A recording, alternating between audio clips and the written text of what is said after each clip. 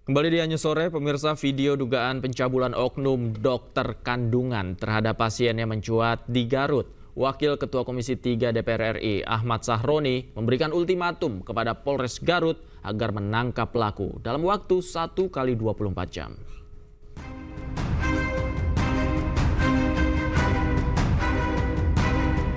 Video dugaan pencabulan yang dilakukan oknum dokter kandungan terhadap pasiennya beredar viral di Garut, Jawa Barat. Aksi dugaan pencabulan terekam dari kamera CCTV ruangan. Akibat aksi tersebut, Wakil Ketua Komisi 3 DPR RI Ahmad Sahroni memberikan ultimatum kepada Polres Garut agar menangkap pelaku dalam waktu 1 kali 24 jam. Jika tidak, maka atensi pemecatan akan langsung dilaporkan kepada Kapolri. Polisi Garut merespon ini secara cepat. Nggak usah lagi penyelidikan, ngapain wong di depan mata kelihatan kok.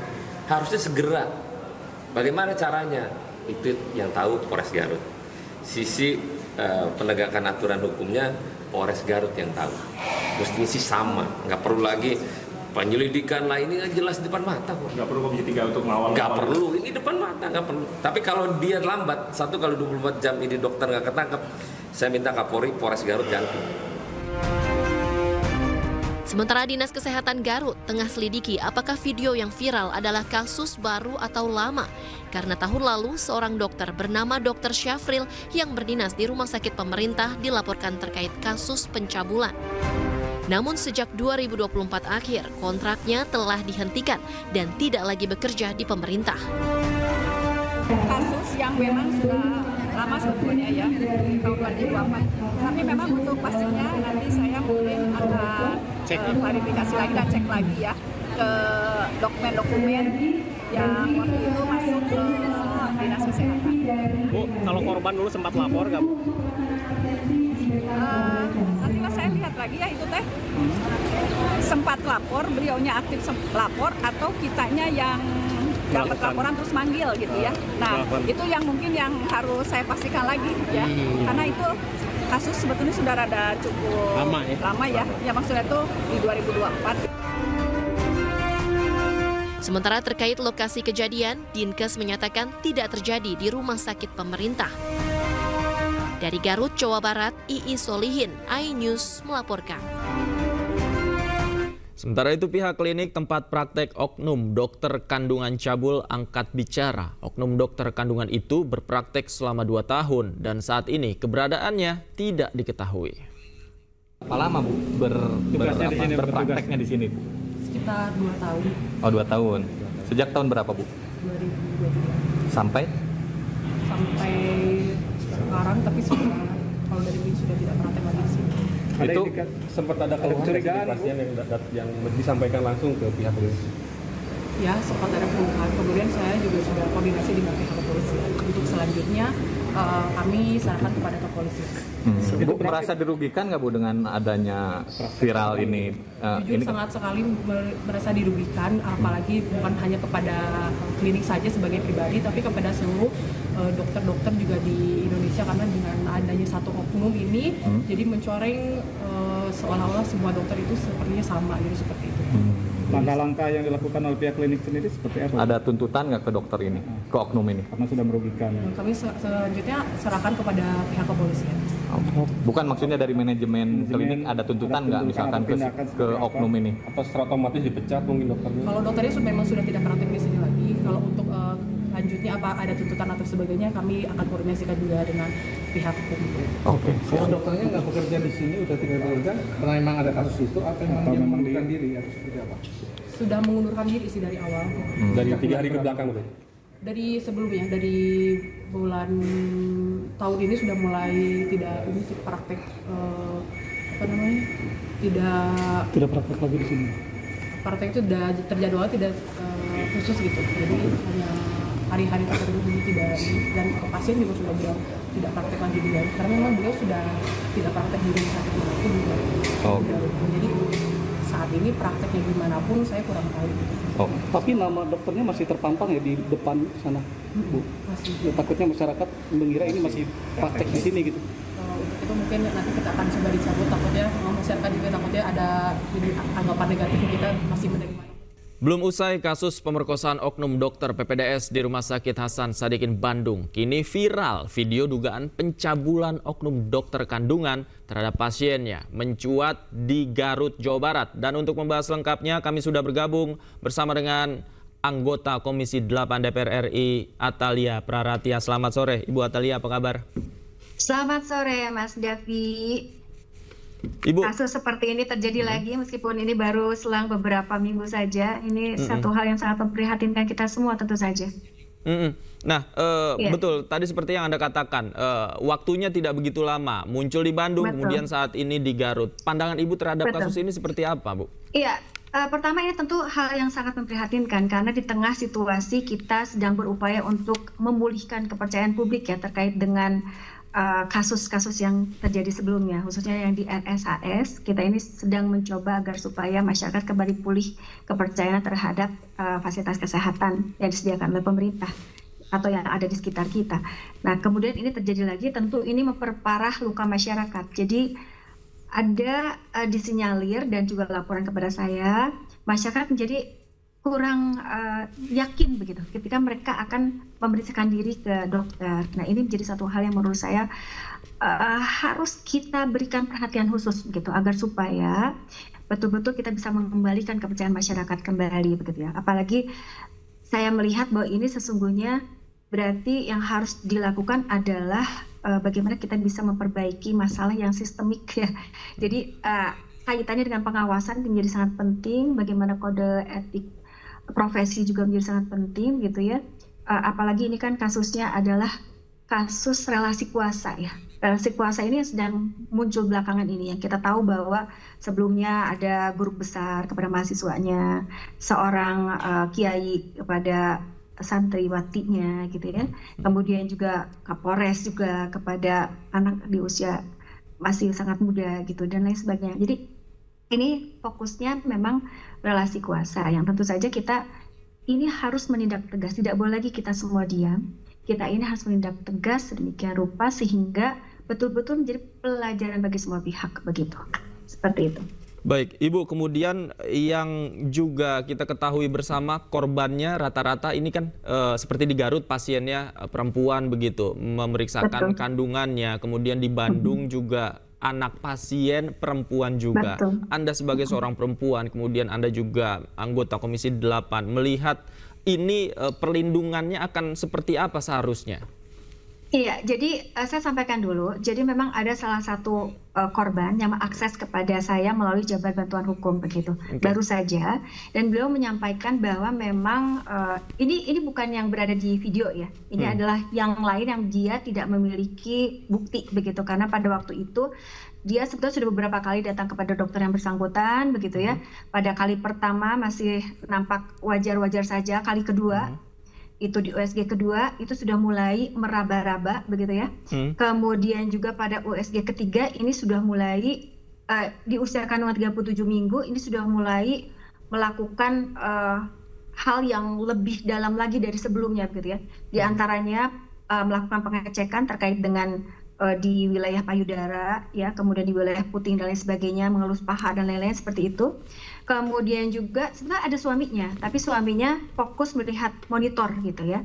Kemudian melakukan pengecekan terkait dengan bukaan begitu, dan hal-hal lainnya yang menurut saya ini sangat berbahaya begitu ya, karena kita berupaya agar supaya betul-betul korban ini yang saat ini tentu harus terlindungi ya. Tetapi pada intinya bahwa upaya perabaan dari mulai wilayah bagian atas kemudian bagian bawah itu dilakukan oleh dokter tersebut begitu ya, dan itu sudah berulang sampai keempat kalinya. Nah, meskipun di waktu-waktu yang lain tuh ada yang didampingi, tapi yang terakhir itu ada suaminya, tapi karena fokusnya kepada layar monitor sehingga tidak dilakukan. Nah, ini menurut saya menjadi satu hal yang bagi perempuan seperti kami ini agak mengerikan sekali, karena profesi dokter itu adalah profesi yang kita sebut sebagai penyelamat jiwa gitu. Kita datang kepada mereka itu adalah untuk berobat atau mungkin dalam situasi-situasi yang lebih sempit daripada itu, kaitannya dengan jiwa. Nah, maka tentu kita ingin memberikan semua yang bisa kita berikan, termasuk kepercayaan itu pada orang yang bisa kita percaya. Nah, ketika kasus-kasus ini muncul, ini dikhawatirkan itu akan terus menggerus kepercayaan masyarakat kepada profesi, khususnya profesi dokter. Nah, maka tadi terkait dengan pertanyaannya, lalu apa sebetulnya yang harus dilakukan? Memang yang paling penting adalah bagaimana sebagai anggota DPR kita mendorong agar supaya masyarakat memahami terkait dengan regulasi yang ada. Penguatan terkait dengan regulasi tentu tidak hanya dilakukan oleh bidang kami ya di Komisi 8, karena kami ini fokus kepada pelindungan perempuan dan anak. Jadi artinya ketika terjadi korban seperti ini, tentu kita akan berupaya sedemikian rupa untuk melakukan pendekatan dan upaya agar supaya mereka bisa mendapatkan hak-haknya sebagai korban begitu ya. Nah, tetapi yang paling penting adalah bagaimana sistem ini bisa diperbaiki. Sistem ini karena yang mencuat akhir-akhir ini adalah terkait dengan profesi dokter spesialis ya, secara khusus itu saya sebutkan begitu ya. Artinya harus ada upaya juga dari institusi pendidikan. Kemarin saya kebetulan sudah bersama-sama dengan Komisi 9 dan juga Komisi 10 terkait dengan bagaimana agar supaya kita bisa mencari jalan keluar dari situasi yang ada seperti hari ini begitu ya. Dan kita menyepakati pada waktu itu karena ada perwakilan dari RSAS, kemudian juga ada perwakilan dari Universitas Padjadjaran khususnya dekan dan wakil rektor. Itu mereka menyepakati bahwa akan dilakukan berbagai upaya, diantaranya adalah terkait dengan bagaimana memberikan seleksi yang lebih kokoh lagi ya terkait dengan penerimaan bagi PPDS gitu ya. Jadi profesi untuk kedokteran khususnya spesialis itu seleksinya lebih dikuatkan lagi, khususnya juga akan didorong agar supaya mereka mendapatkan pengetesan psikiatri atau psikotes seperti itu, sehingga nanti akan jelas bahwa seseorang ini dia memang layak begitu untuk menjadi seseorang yang bisa menolong orang lain dari sisi kesehatan seperti itu. Nah, kemudian tentu yang harus dilakukan adalah sosialisasi kepada keluarga, kepada masyarakat secara umum, karena kami ini khususnya di Komisi 8 ini punya Undang-Undang TPKS. Undang-undang ini sangat jelas sekali menyertakan apa saja yang dianggap sebagai misalkan kekerasan seksual begitu ya, dari hal yang bahkan kecil sekalipun dianggapnya oleh masyarakat saat ini, oh itu kan satu hal yang biasa. Sebetulnya tidak seperti itu, tidak ada hal yang dianggap kecil dari situasi seperti ini. Nah, maka kami berharap sosialisasi ini bisa terus dikuatkan, termasuk kita juga terus membuka dari Komisi 8 dan mungkin juga komisi-komisi lainnya berkaitan terkait dengan masukan dari masyarakat, sehingga kita terus bisa memperkuat dan mempertajam terkait dengan undang-undang yang kita hadirkan untuk kebaikan masyarakat begitu. Nah, tentu juga bagi ini hal yang sangat mengejutkan bagi semua pihak tentu saja. Maka saya mendorong agar supaya semua yang datang kepada sarana kesehatan kah begitu ya, ataupun sarana pendidikan kah dan lain sebagainya itu tidak hanya berdua saja. Kalaupun bertiga atau misalkan di sarana kesehatan selalu harus ada pendamping seperti susternya gitu ya, atau perawatnya, kemudian juga mungkin anggota keluarga juga datang dengan memberikan perhatian khusus dan penuh begitu kepada pasien tentu saja. Oleh karenanya saya kira ini menjadi satu hal yang penting sekali. Dan satu lagi yang menurut saya penting untuk didorong adalah bagaimana upaya agar kita memberikan ruang. Ruang ini adalah ruang yang memudahkan siapapun untuk melapor begitu. Nah, jadi ini kan kasusnya ternyata dari yang saya dapatkan ini secara langsung, mereka ini kan tidak punya bukti, sehingga mereka bingung harus melapor kemana begitu ya. Yang kita tahu ini sebetulnya saya mengapresiasi kepada pihak klinik ya, yang kemudian karena begitu banyaknya laporannya masuk, akhirnya mereka mungkin meskipun tanpa izin tapi tentu dengan izin klinik begitu ya, mereka memasang CCTV itu. Saya kira ini satu hal yang baik saya kira, karena laporan itu sudah banyak. Nah, tetapi kan tidak semuanya punya bukti, sehingga mereka tidak mampu untuk kemudian mereka berbuat lebih jauh daripada hanya sekedar mungkin mereka merasa sakit hati, merasa tidak percaya diri dan sebagainya seperti itu. Baik, Bu Atalia, spesifik di Rumah Sakit Hasan Sadikin kita tahu ada 3 orang korbannya, lebih dari 1, dan ini dilakukan dalam kurun waktu yang cukup lama sebenarnya ya, antara korban pertama dan korban ketiga begitu. Nah, informasi yang Anda dapatkan, kemudian apa yang menjadi ketakutan korban pada saat itu tidak melaporkan secara langsung, dan kemudian apa tindak lanjut yang mungkin saat ini bisa dilakukan? Ya, untuk inisial FH sebetulnya ketika dia tidak terlihat oleh anggota keluarganya, ketika dia sudah kembali kepada anggota keluarganya di sekitar pukul 3:30 itu, dia langsung melaporkan kepada keluarganya. Dia merasa pusing begitu ya, kemudian anggota keluarganya mengatakan, agak kaget, ini ada apa? Kenapa selama itu hanya untuk mengambil darah? Maka kemudian meminta korban untuk ke toilet begitu ya, untuk dilakukan buang air kecil gitu supaya tahu ada apa. Nah ternyata yang bersangkutan korban menyampaikan kepada keluarganya bahwa ada rasa perih dan lain sebagainya, sehingga pada waktu itu langsung dilaporkan kepada dokter di RSHS. Waktu itu yang mereka sampaikan kepada saya, responnya baik sekali dari pihak rumah sakit, langsung ke Objin, diperiksa, dan akhirnya diswab dan lain sebagainya, ada sisa sperma dan lain-lain, itu kemudian langsung diproses begitu. Sehingga untuk kasus yang RSHS ini, saya kira ini cukup cepat begitu, karena ketika pagi dilaporkan, sore itu langsung Polda turun. Nah, Polda turun, langsung besoknya langsung dilakukan olah TKP dan lain sebagainya. Prosesnya saya kira sudah cukup cepat ya. Jadi saya kira yang paling krusial adalah bagaimana kita mendorong korban begitu ya untuk melapor. Untuk korban yang ketiga, ini dia langsung karena orang tuanya ada di situ. Tapi 2 yang lainnya mohon maaf saya belum bisa menyampaikan terkait dengan situasinya karena belum sempat bertemu dengan mereka begitu ya. Tetapi mereka ini kan tidak melapor sampai ada kasus ketiga begitu ya, seperti itu. Jadi saya kira memang ruang untuk mereka bisa menyampaikan terkait dengan kekhawatiran mereka begitu ya, itu perlu untuk disosialisasikan kembali. Nah sebetulnya kita ini dari Kemen PPA itu punya yang namanya SAPA 129, dari Komnas Perlindungan Anak juga ada, dan lain sebagainya juga ada, bahkan dari wilayah di Jawa Barat juga saya kira ada begitu ya, hanya mungkin sosialisasinya saja. Dan kadang-kadang karena tadi ya, karena kan untuk kasus yang di RSHS ini mereka itu dibius, sehingga mereka sendiri bingung itu apakah sebetulnya yang terjadi pada diri mereka gitu. Kecuali tadi ada pendampingan dari keluarga sehingga mereka bisa mendorong agar supaya yang bersangkutan melakukan pemeriksaan mandiri dulu, kemudian apabila terjadi sesuatu dia langsung melapor begitu ya, itu kan tentu didukung oleh orang di sekelilingnya seperti itu. Baik, tentu kita harapkan kejadian ini tidak terjadi lagi ke depannya, dan untuk korban juga harus berani untuk melapor Bu ya, paling tidak agar langkah hukum cepat dilakukan oleh aparat penegak hukum. Terima kasih Ibu Atalia sudah bergabung bersama kami di Ainyu Sore. Selamat sore Ibu, sehat selalu. Selamat sore. Terima kasih.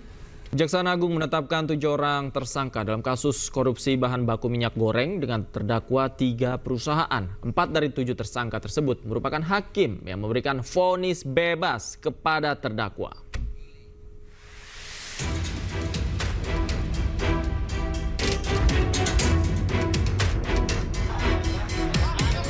Kejaksaan Agung menetapkan 3 hakim dari Pengadilan Negeri Jakarta Pusat dan Jakarta Selatan menjadi tersangka baru dalam kasus korupsi bahan baku minyak goreng. Sehingga total tersangka kasus suap dalam mempengaruhi putusan pengadilan menjadi 7 orang.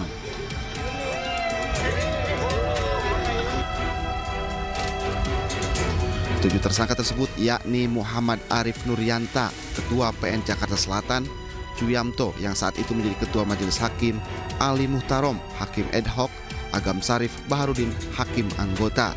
Selain itu ada WG, Panitera Muda di PN Jakut, Marcella Santoso pengacara, dan Arianto sebagai pengacara.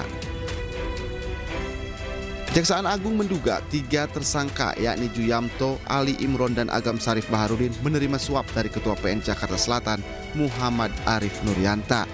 Suap tersebut diberikan sebanyak 2 kali sebesar 22,5 miliar rupiah.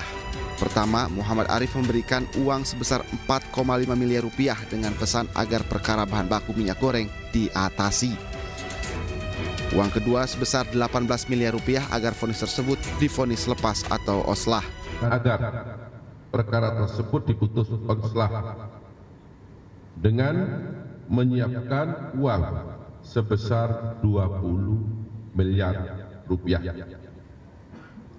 Selanjutnya kesempatan tersebut disampaikan oleh Wahyu Gunawan kepada Muhammad Arif Nuryanto agar perkara tersebut diputus onslah dan Muhammad Nuryanto. 4 hakim yang terjerat suap kasus ekspor minyak goreng pernah jadi sorotan publik saat menangani kasus-kasus besar. Mulai dari sidang kasus KM50, pembunuhan Brigadir Yosua, penyiraman penyidik KPK Novel Baswedan, hingga kasus yang menjerat petinggi FPI Rizik Syihab.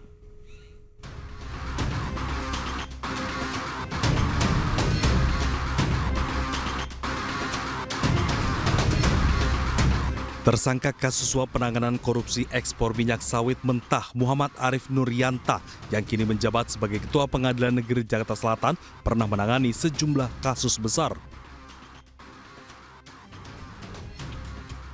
Nama Arif sebelumnya pernah menjadi sorotan publik saat memutus vonis bebas terhadap terdakwa penembak Laskar Front Pembela Islam atau dikenal dengan peristiwa KM50. Selain itu, Arif juga pernah menjatuhkan vonis bebas terhadap selebritas Ashanti pada 2019 dalam kasus pencemaran nama baik senilai 14,3 miliar. Tersangka lainnya, Hakim Ali Muhtarom juga jadi sorotan. Ia merupakan salah satu hakim Pengadilan Tipikor Jakarta yang sempat menangani sejumlah perkara seperti kasus korupsi PT Asabri, kemudian kasus korupsi mantan Gubernur Papua Lukas NMB, kasus korupsi BTS 4G Kemenkominfo, hingga menangani perkara korupsi impor gula. Dalam kasus ini menjerat mantan Menteri Perdagangan Thomas Lembong. Usai Ali Muhtarom jadi tersangka, posisinya dalam penanganan perkara ini digantikan hakim lain. Hakim lainnya yang jadi tersangka adalah Juyamto. Namanya mencuat setelah menangani kasus penyiraman air keras terhadap penyidik senior KPK Novel Baswedan pada 2019.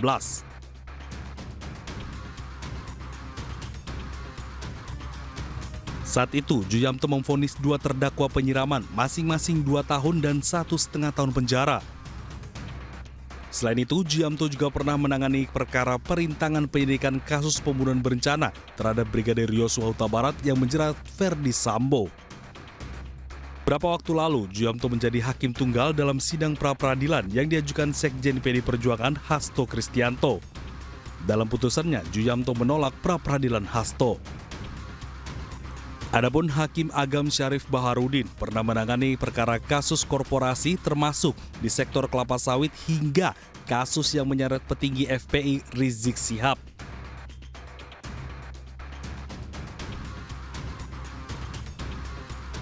Terkait kasus kerumunan yang melanggar protokol kesehatan di masa pandemi COVID-19 di Megabendung Bogor, Jawa Barat. Tim Liputan iNews melaporkan. Kejaksaan Agung terus mendalami kasus suap yang melibatkan oknum Hakim Pengadilan Negeri Jakarta Selatan. Total ada 14 orang saksi yang diperiksa dalam kasus ini. Baik rekan-rekan media, bahwa hari ini penyidik seperti yang selalu kami sampaikan masih fokus melakukan pemeriksaan dan pendalaman dengan melakukan pemeriksaan lanjutan kepada para saksi maupun tersangka yang sudah ditetapkan dan yang sudah pernah dilakukan pemeriksaan. Sebagaimana kita ketahui bahwa penyidik kan sudah melakukan pemeriksaan setidaknya terhadap 14 saksi. Dan dari 14 ini sudah ditetapkan 7 orang sebagai tersangka dan dilakukan penahanan. Nah, memang tentu penyidik dalam hari-hari selanjutnya akan merencanakan pemanggilan ya pihak-pihak terkait untuk membuat terang dari tindak pidana ini. Namun ini kan baru beberapa hari dan saat ini penyidik masih melakukan pendalaman, penggalian keterangan dan mencocokkan dari keterangan yang satu kepada keterangan yang lain terhadap saksi maupun tersangka yang sudah ditetapkan. Itu. Bapak tadi ada seorang tersangka keluar dari mobil tahanan, kemudian masuk ke gedung Kartika itu, tersangka siapa yang diperiksa hari ini? Ya, kalau tidak salah itu AR ya. Pengacara ya Pak ya? Pengacara ya? Iya, nah jadi memang sejak kemarin mereka secara bergantian diperiksa karena kan itu tadi keterangan yang satu dengan yang lain perlu ada pencocokan ya, dan pendalaman dari keterangan yang sudah dimiliki oleh penyidik. Kejaksaan Agung Republik Indonesia mengamankan barang bukti 7 unit mobil mewah, 21 unit kendaraan roda 2, 7 unit sepeda, dan ratusan lembar mata uang asing atas kasus suap penanganan perkara ekspor CPO atau minyak goreng mentah. 7 orang ditetapkan sebagai tersangka dan berikut laporan rekan kami Jessica Winoto dari Gedung Kejaksaan Agung Jakarta.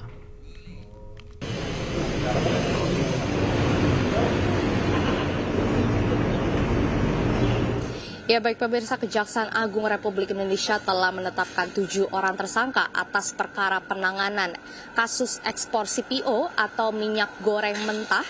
Dan dari penetapan ke-7 tersangka ini diketahui dibagi menjadi 2 hari, yaitu yang pertama berada di hari Sabtu 12 April 2025 dengan atas nama tersangka Arif Nurianta, Marcella Santoso, Arianto, dan Wahyu Gunawan. Sementara untuk hari berikut yaitu di hari Minggu 13 April 2025 ada 3 tersangka lainnya yang baru ditetapkan, yaitu atas nama Juyamto, Agam Syarif Bahrudin, dan juga Ahli Mutarom. Dan dari penetapan ke-7 tersangka ini pun tim penyidik Kejaksaan Agung Republik Indonesia telah mengamankan beberapa barang bukti, antara lain pemirsa dapat lihat bahwa di depan di layar kaca Anda atau layar televisi Anda terdapat mobil mewah, yaitu mobil berwarna merah, yaitu mobil Ferrari Spider. Lalu sementara di belakangnya pun ada juga mobil Nissan GT-R dengan warna abu-abu.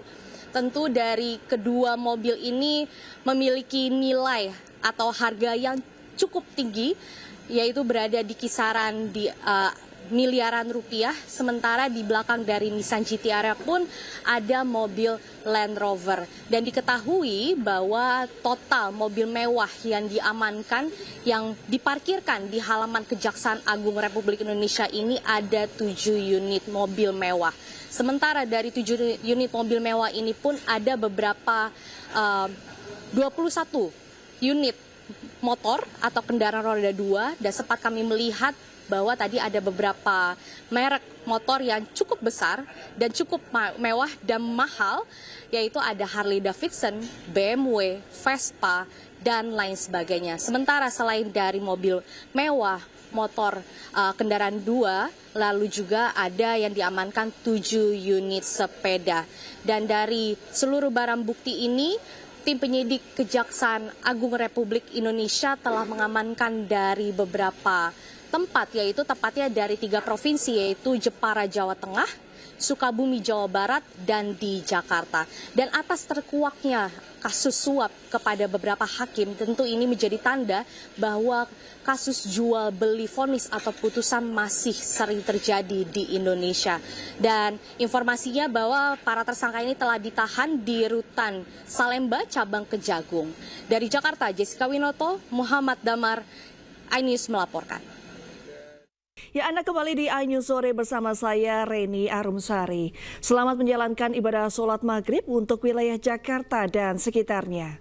Pemirsa, Presiden Prabowo bertemu dengan Wakil Pertama Perdana Menteri Federasi Rusia, Denis Marturov, di Istana Kepresidenan Jakarta. Ya, tiba di Istana Kepresidenan Jakarta sekira pukul 2 siang tadi. Wakil Pertama Perdana Menteri Federasi Rusia, Denis Marturov, langsung disambut Presiden Prabowo di teras istana. Keduanya kemudian langsung menggelar pertemuan tertutup didampingi masing-masing delegasi. Prabowo sendiri didampingi Menko Perekonomian Erlangga Hartarto, Mensesnek Prasetyo Hadi, dan Sekretaris Kabinet Mayor Teddy Indra Wijaya. Istana menyebut pertemuan dalam rangka penguatan hubungan bilateral. Pertemuan juga membahas sejumlah agenda strategis. Ya, kita beralih ke informasi lain pemirsa. Presiden ke-7 Indonesia Joko Widodo meminta oknum yang menuduh ijazahnya palsu untuk membuktikan tuduhannya. Sementara kian memanasnya polemik isu ijazah palsu Joko Widodo, ratusan orang yang mengatasnamakan tim pembela ulama dan aktivis mendatangi Fakultas Kehutanan UGM. Siapa yang mendalilkan, itu dia yang membuktikan. Siapa yang menuduh, dia yang juga harus membuktikan.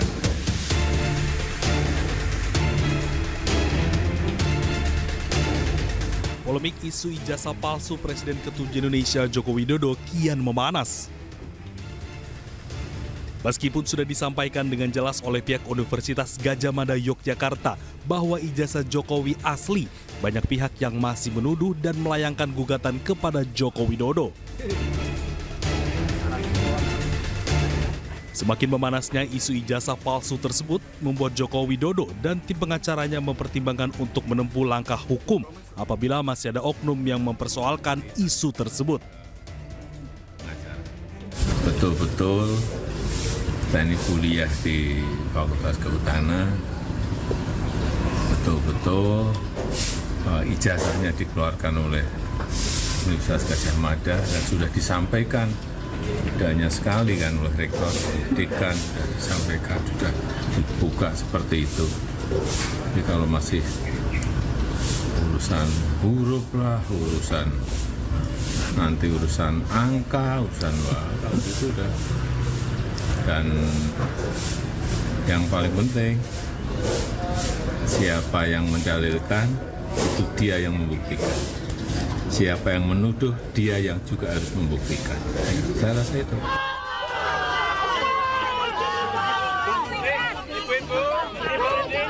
Sementara itu, ratusan orang yang mengatasnamakan tim pembela ulama dan aktivis mendatangi Universitas Gadjah Mada Yogyakarta untuk meminta klarifikasi kepada UGM terkait keaslian ijazah Presiden ke-7 Joko Widodo.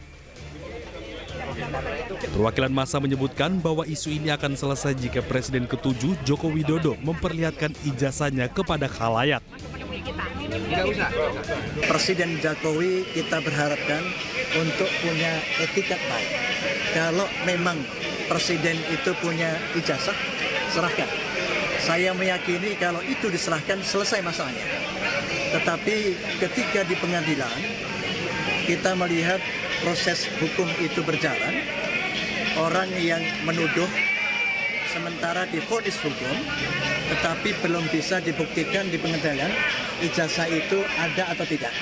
Oleh karena itu hari ini tim pembela ulama dan aktivis dari Jakarta hadir dalam rangka klarifikasi dengan pihak UGM untuk menentukan apakah ijazah itu asli atau tidak. Kemudian mohon dipahami. Sementara itu, Joko Widodo selalu menyampaikan dirinya benar-benar kuliah di Fakultas Kehutanan UGM dan ijazahnya resmi dikeluarkan oleh UGM dan sudah disampaikan tidak hanya sekali oleh Rektor UGM hingga dekan. Dari Solo, Jawa Tengah dan Sleman, Yogyakarta, Heru Trijoko Stepiantoro, iNews melaporkan. Pemirsa, transportasi bis menjadi salah satu alternatif pilihan favorit masyarakat di Indonesia selain kereta api. Terbukti pengguna layanan transportasi darat mengalami kenaikan signifikan, terutama pada saat mudik Lebaran 2025.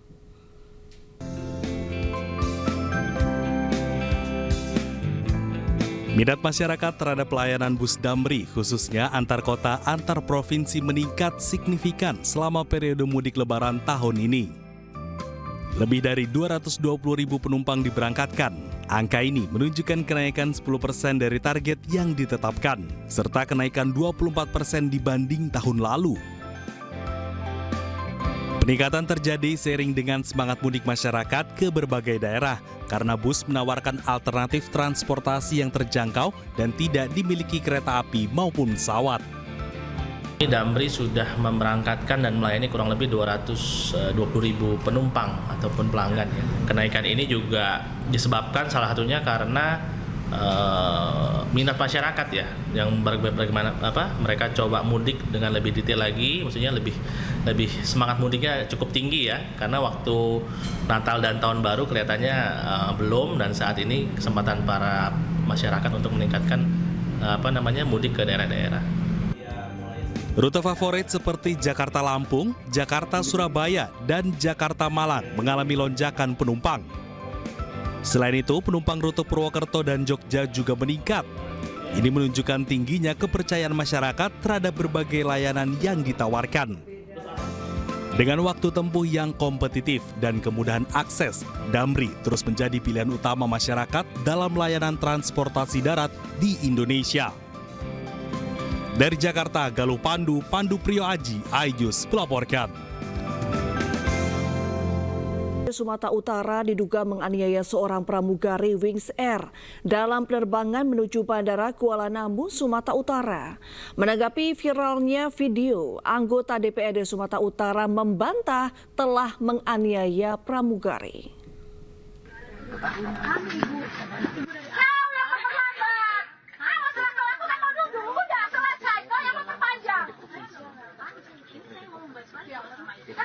Jangan seperti itu dong Bu. Ini main tangan ini. Jangan direkam.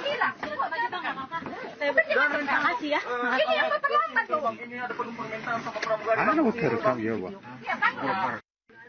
Seorang anggota DPRD Sumatera Utara diduga menganiaya seorang pramugari Wings Air dalam penerbangan pesawat dari Bandara Bineka Gunung Sitoli menuju Bandara Internasional Kuala Namu, Deli Serdang, Sumatera Utara. Ini main tangan ini.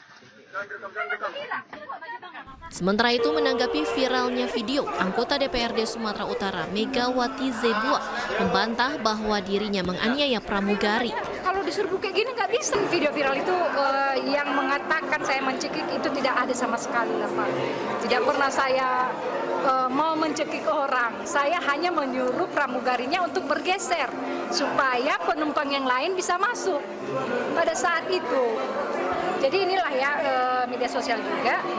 Dan saat itu saya hanya karena mau membantu seorang bapak tua yang tidak ingin bagasinya, barangnya, tasnya dibagasikan karena dia akan transit ke Padang. Di dalam soal menunggu barang di tempat menunggu bagasi kan 1 jam itu kan, bisa lah dia nggak ke dapatan pesawat, nyampe ke pesawat tadi dia akan hangus lah tiketnya ya. Makanya saya sangat membantu, saya minta tolong sama pramugarinya, tapi pramugarinya bertahan sekali dengan mengatakan itu sudah dilabel dan tidak bisa diletakkan di kabin. Megawati juga mengaku sudah berkomunikasi dengan pihak Wings Air dan sudah saling memaafkan atas insiden tersebut. Sementara itu, menindaklanjuti peristiwa tersebut, pihak Lion Air menyebut bahwa pihaknya tengah menempuh langkah hukum lantaran tindakan tersebut sebagai tindakan yang mengganggu keselamatan penerbangan. Justru pelanggan MZ menunjukkan sikap tidak kooperatif dengan tidak mengikuti instruksi awak kabin, berusaha melepas label bagasi, serta melakukan tindakan kontak fisik terhadap pramugari. Saat ini Wings Air sedang menempuh langkah-langkah hukum sebagai bagian komitmen untuk melindungi awak pesawat yang bertugas serta bagian menciptakan penerbangan yang aman dan profesional bagi semua pihak. Insiden ini terjadi pada Minggu 13 April lalu ketika proses naik pesawat di mana anggota DPRD Sumatera Utara asal daerah pemilihan Sumatera Utara 8 ingin memasukkan kopernya ke kabin yang sudah dilabeli bagasi. Dari Medan, Sumatera Utara, Said Ilham, iNews melaporkan. Sementara pemirsa, pakar mikroekspresi Giri Putra menyebut Lisa Mariana seolah menutupi banyak hal. Dilihat dari penyampaiannya saat konferensi pers beberapa waktu lalu. Pakar mikroekspresi juga menduga kasus ini sengaja dibuat untuk menutupi kasus lainnya yang melibatkan RK.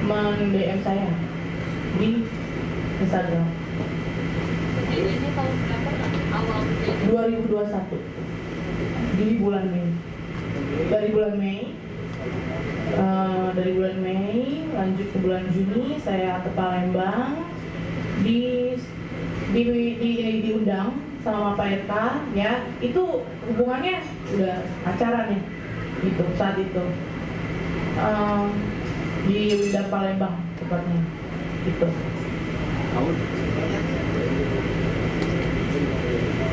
Komunikasi selanjutnya itu berlanjut di Telegram ya kan layaknya orang pacaran itu. Lalu juga saya dari Palembang itu ternyata positif hamil setelah kurang lebih 2 atau 3 minggu kemudian gitu. Ya, saya menelpon Pak RK, saya bilang saya lagi hamil dan beliau menyuruh saya menggugurkan kandungan saya dengan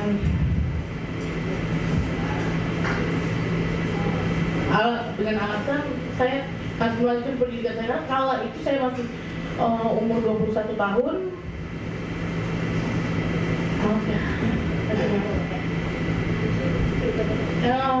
Dan dia mengirimkan sejumlah uang.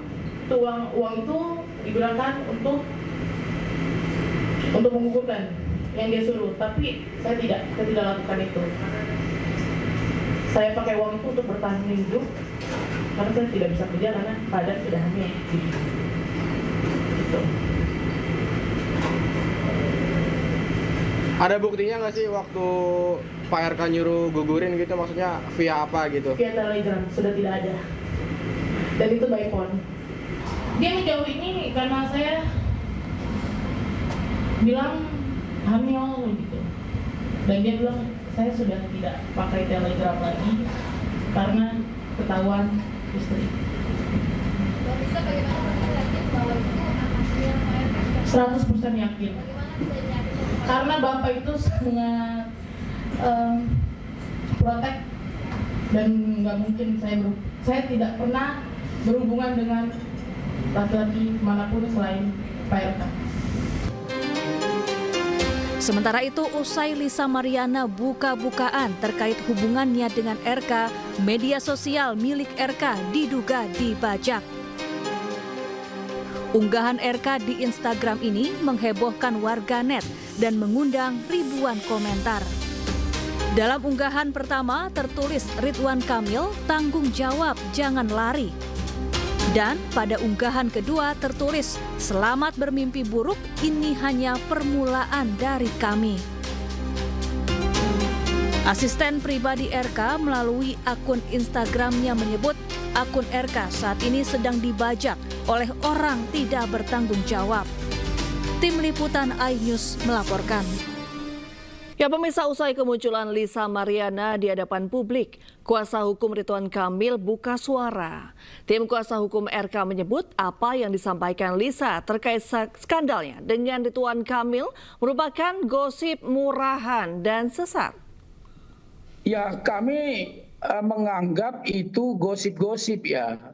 Gosip-gosip murahan dan gosip-gosip yang sesat gitu loh. Kenapa? Kan Pak RK sendiri sudah membantah bahwa beliau tidak pernah berhubungan dengan apapun dengan yang namanya LM. Itu jelas. Sehingga bagaimana mungkin apa yang disampaikan tadi gitu loh. Jadi sekali lagi kami membantah dengan tegas apa yang disampaikan oleh LM dan kuasa hukumnya. Tentunya ada upaya-upaya hukum yang kami akan lakukan. Tentunya sudah nanti akan kami sampaikan langkah-langkahnya. Sampai saat ini semuanya dalam kondisi kami siap untuk melakukan langkah-langkah itu gitu loh.